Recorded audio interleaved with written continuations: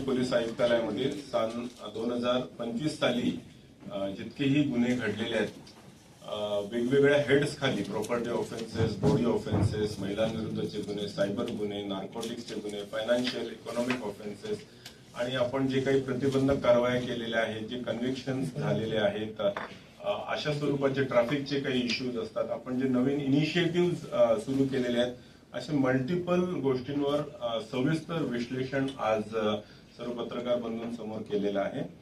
जितकाही data आपण share करू शकतो तो संपूर्ण डेटा सुद्धा आम्ही आपल्या समोर शेअर केलेला आहे.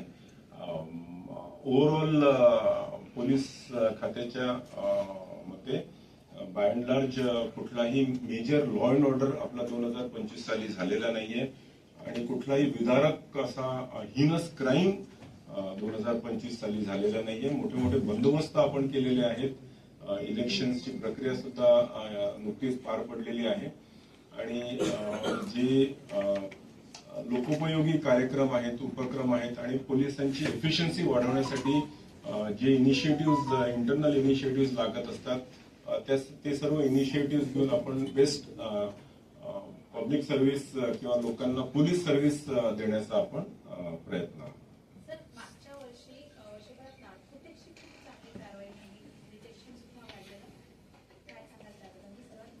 गेल्या 3 वर्षांपासून आपण बघतोय की आपण जवळजवळ 1500-1600 आफ्रिकन नॅशनल्सवर मोठ्या प्रमाणात ड्रग्ज नार्कोटिक्सची कारवाई केलेली आहे.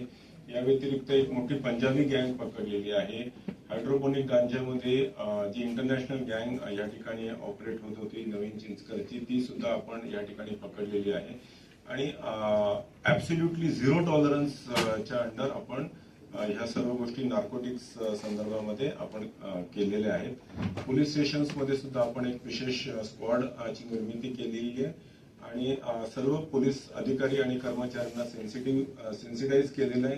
लोकांना सुद्धा सजग करण्याचा प्रयत्न करतोय आपण. त्यांना हेल्पलाईन सुद्धा उपलब्ध करून दिलेली आहे जेणेकरून कुठल्याही स्वरूपाची नार्कोटिक्स संदर्भातली माहिती, मदत त्यांना हवी असेल तर ते आम्हाला संपर्क साधू शकतात. सर, लहान मुलं गायब होण्याचं प्रमाण आपल्याकडे वाढलंय किंवा सेन्सिटिव्ह थोडा विषय झालाय, त्याच्याबद्दल जरा डिटेल. इन्सिडेंटली गेल्या 3 वर्षांमध्ये जर आपण विश्लेषण केलं तर आपल्याकडे लहान मुलं आणि मुली आणि वयस्क पुरुष आणि स्त्रिया ह्या मिसिंग होतात. किडनॅपिंगच्या केसेस कायद्याप्रमाणे दाखल होतात.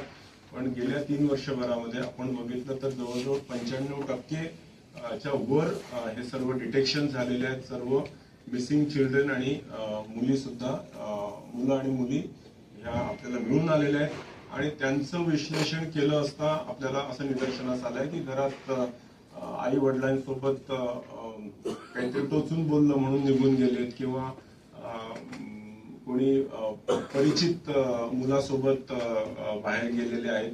अशा स्वरूपाचेच बेसिकली आपल्याला त्याचं विश्लेषण मिळालेलं आहे.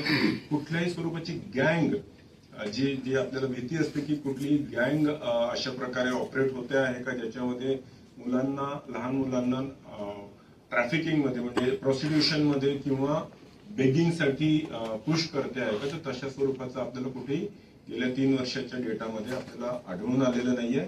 तरी सुद्धा पोलीस नेहमी तत्पर राहून कुठल्याही स्वरूपाचं जर मिसिंग असेल तर त्याला ऑपरेशन मुस्कान तहत आणि अदरवाईज तात्काळ त्याचा शोध घेण्याचा प्रयत्न करत असतात. सर, हिंदी सर, तर नवी मुंबई आयुक्तालयाचा जॉग्राफिकली विचार केला असता उलवे, उरण, पनवेल तालुका, पनवेल शहर, खारघर हा संपूर्ण परिसरामध्ये खूप मोठ्या मोठ्या प्रमाणात वस्त्या येत आहेत.